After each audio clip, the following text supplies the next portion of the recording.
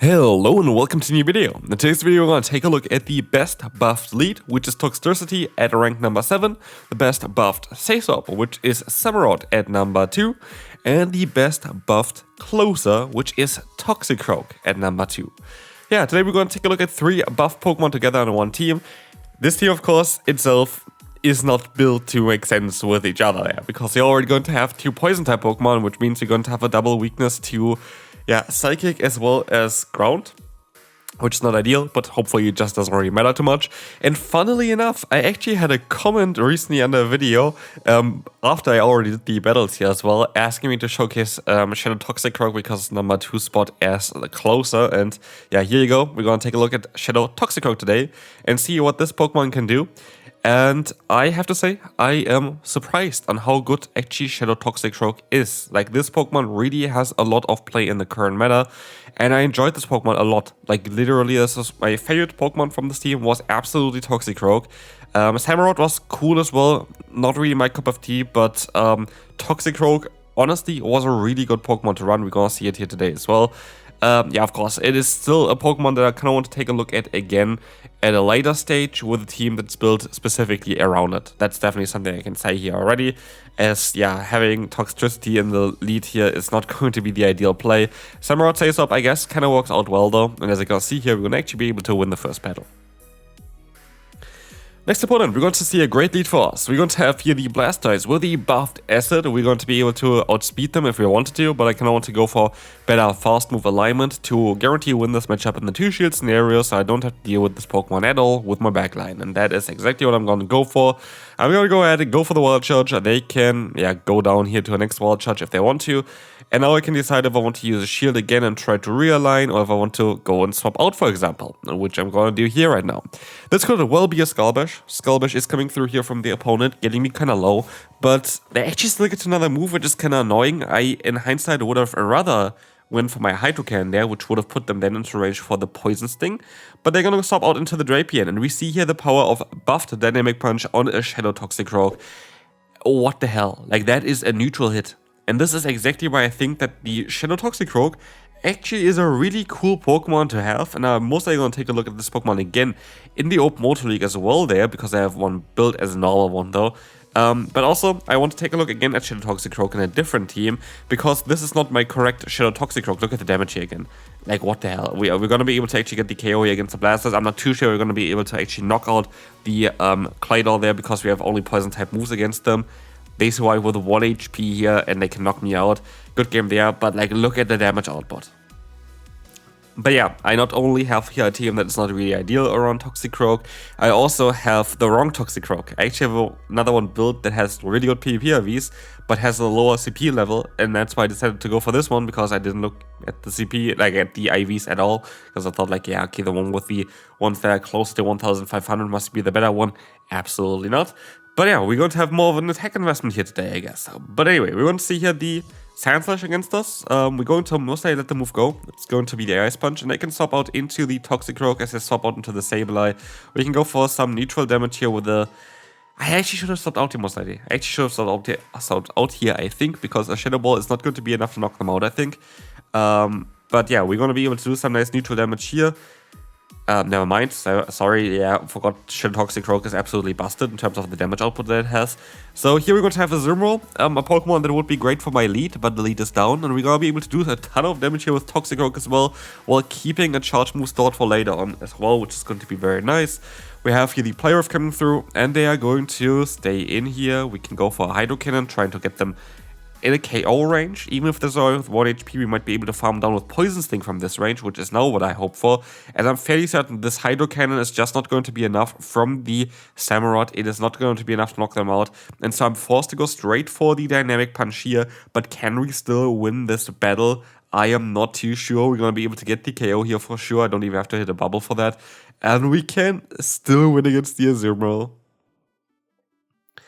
Next up, we're going to have a ground-type lead. Swampert! We're going to swap out into our Toxicroak here, just to hope they maybe swap out into a different Pokemon.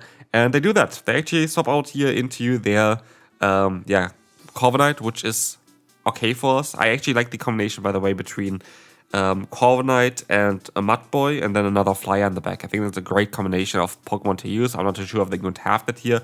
But because Corviknight already going to have ground-type coverage, you would be able to bait out Pokemon like Bastion, for example, with this thing, and then keep your other Flyer in the back, yeah, kind of safe from it, which I think is something I'm mostly going to use in a future team as well. But as you can see here, we're going to have 2 Dynamic Punches stored, which is great because we're going to be able to get the KO here, realign ourselves, and I should be able to get the shield as well from the opponent here with a Swampert coming in, and the Dynamic Punch would most likely need to one-shot them, and so we can go to our Samurott against the opponent's Swampert. They're forced to go for Sludge as a charge move. Let's see on how this is going to go for them. It's not going to be, it's going to be close if it can two-shot us. I do think a Mega Horn does a bit more damage if you just get to one move compared to the Hydro Cannon, and I think that was the right choice here. But sadly, they're going to have another hard wall here in the back for us with the Dragalge, where we just don't have the damage output that we need to have here. I'm going to go for the Wild Charge because I know that they can just go for the Outrage at this point and knock me out, so I had to go for something. And they're gonna go for the Outrage here, which hopefully still allows me to go for a charge move. It's going to be the Aqua Tail from the opponent, I think. We still should be able to survive that. We are gonna be able to go for a charge move, but I think actually, if we would have knocked them out there, I think we maybe would have been able to win against the Swampert as Fury Cutter damage comes in before the Mudshot damage. I don't know. Would be an interesting one, very close one though. And we can move on to the next opponent. We got to have another ground-type Pokemon, and yes, we were not really that lucky with like avoiding ground types. Ground types are quite common in the current meta, so not too surprising. I actually gonna swap out back into my Toxicity because I thought I can get some nice energy here, which I got, but I actually lost way more health than I expected. And then I revealed that they're going to have an electric type in the back now as well. So yeah, I'm kind of screwed here, I think. I can go into my Samurott. I do outspeed the opponent though, that's a benefit for me. I need less energy than the opponent and gain energy faster than the opponent, so I think in the two-shield scenario this is still fine for us. So let's see, Hydro Cannon coming through, we're gonna get the shield from the opponent and they're gonna just be able to outspeed me. But even then, look at the HP, like we're gonna get them to farmland range for Toxicity, so if they're weak to me in the back, we're gonna be fine. It's gonna be the Drapion, and no, they are not weak to us in the back. Can we catch a move? That would work out. We're gonna be able to swap out here, but we're not gonna be able to catch a move, and they're gonna gain a ton of energy here. And with that, we are going to go down as they're still gonna get another move here, and that's a good game. But it was a closer one than I expected, so I'm okay with that. Next up, Corsola. That is going to be again a matchup that we don't really enjoy too much. A Pokemon that resists poison as a damage type there, so like any ghost type is going to be a bit problematic as well, especially as all our fast moves are going to be resisted. Isn't that lovely? Anyway, we're going to use a shield here, which, to be fair, I should have not done. I definitely shouldn't have done. That is my bulkiest Pokemon. Like, if something needs to take a hit, it's going to be a Samurott. I'd rather keep the shield so the other two Pokemon here. But we're going to be able to get the KO against the opponent, as we're going to reveal here the Gold Lostheart from them in the back. We can go for the Hydro Cannon, and that's going to get the shield from the opponent, which is fine by me. As they're gonna go one down by like one charge move from our Toxicity anyway, I'm not too worried there yet, but they have a Clodsire in the back. And I guess that's going to be a very good game here, as Clodsire is going to be a bit tricky. But then again, we have also still our Toxicroak, and Toxicroak does a ton of damage against those Pokemon here. And let's see on how much it's going to be. They said they're going to use a shield, but I still should be able to reach a Shadow Ball in time. And that's a CMP tie, so that is going to be enough to do quite a lot of damage here. Nearly it would two-shot them, so like that is already kind of cool to see. Toxicroak's damage output is ridiculous. Like honestly, it is so ridiculous. It's definitely a Pokemon I want to give a try again in a different team, in a different environment, with a different setting there. Like mostly something like Drapion Face Up with this Pokemon, and then have like something like, I don't know, Lead Off Moltres or something. I think that would be kind of ideal. But let's move on to the next opponent. Next opponent here, we're going to see the Denny in the lead. That's going to be a very nice lead for us, as they're going to swap out into a Manabuzz, which is honestly very nice for us as well. I'm not even too worried with the Denny in the back. I still have like my Toxicroak, which is going to be able to kind of go toe-to-toe with it, so I do think it's okay. We're going to be able to go for a Wild Charge here against them. We're going to just go one-shot them straight away. They're going to go into Claydol, where at least I'm going to be able to align my Pokemon correctly with the Samurott here coming in. And what we will see here is that the opponent decides to go ahead and go for no shield.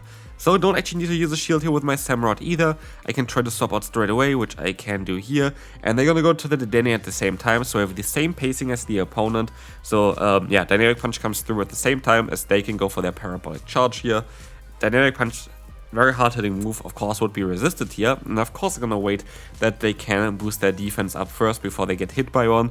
But also, I think the opponent lost already at this point.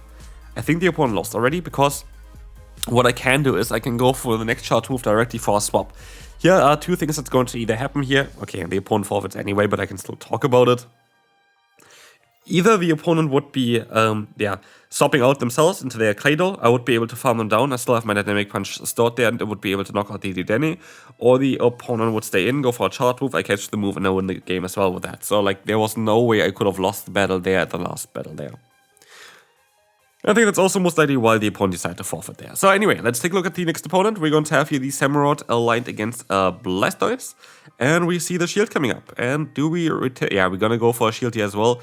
Going to be a Hydro Cannon coming through from the opponent. And we can try to go for the full farm down, which will allow us now to have another Hydro Cannon stored for whatever wants to come in next. It is going to be the Magcargo. Okay, that is cool by us. We're going to be able to go for a charge move here. And so we are gonna even be able to go for another one, but they're gonna catch it on the Greninja. I guess that makes sense because Mega Horn would knock out Greninja as well. And so it's down now to Toxicroak? I don't know. I showed maybe wanted to Toxicity, right? No, I actually have a different plan. What I have here as a plan is I want to overfarm. I want to overfarm by quite a bit. I know that the opponent's Magcargo has some energy, and so that's why I kind of wanted to, go around here and try to get some energy up. I want to actually go for a charge move as well before with the Toxicity to weaken them up. But it is a one Dynamic Punch enough for such a bulky Pokemon. Absolutely. Yeah, like the damage output of this Pokemon is insane. Here, horrible lead, Claydol, but they swap out again, which is cool for us. And I make a mistake. I go for Dynamic Punch. Why do I not go ahead and go for the Shadow Ball? I'm not too sure. Shadow Ball would have one-shot them. I'm still gonna get the shield advantage here, which I guess I gladly take. But it's not ideal. Like, it's not ideal at all. It's gonna be... Yeah, if I went for a Shadow Ball, I would have been definitely in a better spot. I could have got the Shadow Ball in time as well. Kind of silly. Kind of silly. They're going to have Sadly Flame Charge as well. I was hoping that they would have Fly and Brave Bird, which would have allowed me to maybe take a hit a bit easier. But like this, we can still go for the full farm down. I have a shield advantage, and they're gonna go ahead and go into the Claydol, which is a matchup that I would be able to definitely win. Do they use a shield here is the question. They decide to shield. Yeah, perfectly. But I think they kind of want to hope here that with the attack drop that they're not going to be going down with a ferret here. Let's see on how much a Hydro Cannon going to do with the attack drop onto us. It is actually still enough to two-shot the opponent, so we should be able to get rid of the ferret here in time, which is going to be absolutely amazing, as we will see here as well. Hydro Cannon is going to come through. This is going to allow us to do some solid damage against the opponent. And we will be able to get the KO, and now it's down to Claydol against the Samurott. We can go for Hydro Cannon. Super effective, and it does less against the ferret. Like, what? I didn't expect that this would not knock them out there. Holy hell, they win the battle. And another Claydol against us, and yeah, like, this kind of sums up, of course, the team. The team itself doesn't really make too much sense here. Like, this is, of course, more of a fun team based on, PvP Pokes rankings, but again, I feel like Toxicroak especially has some potential if you play a right team around it. And again, I would mostly suggest something like the Moltres, the same sort of Drapion, and then Toxicroak in the back. And this is something I might take a look at as well eventually in the future because, I don't know, Toxicroak really surprised me on how good it actually was. The rest of the team, not so much. I actually was hoping that Samurott would be a better Pokemon, but I actually don't really feel like Samurott is that great either. So yeah, here we're going to see the final battle. We're going to have here the Dedenne against our Toxtricity now. We're going to be able to get the Wild Charge off to not even knock them out, but that's fine. We're going to be able to get more energy in with our Samurott. Samurott is going to have a ton of energy already as they swap onto the Claydol. I do think again that Mega Horn does do a little bit more damage if you just can get to one move, which allows to one-shot the opponent here, but sadly we just don't have the health left to destroy that ferret. And with that, I'm gonna say thanks so much for watching, and I hope I see you later for some top teams. Let's see.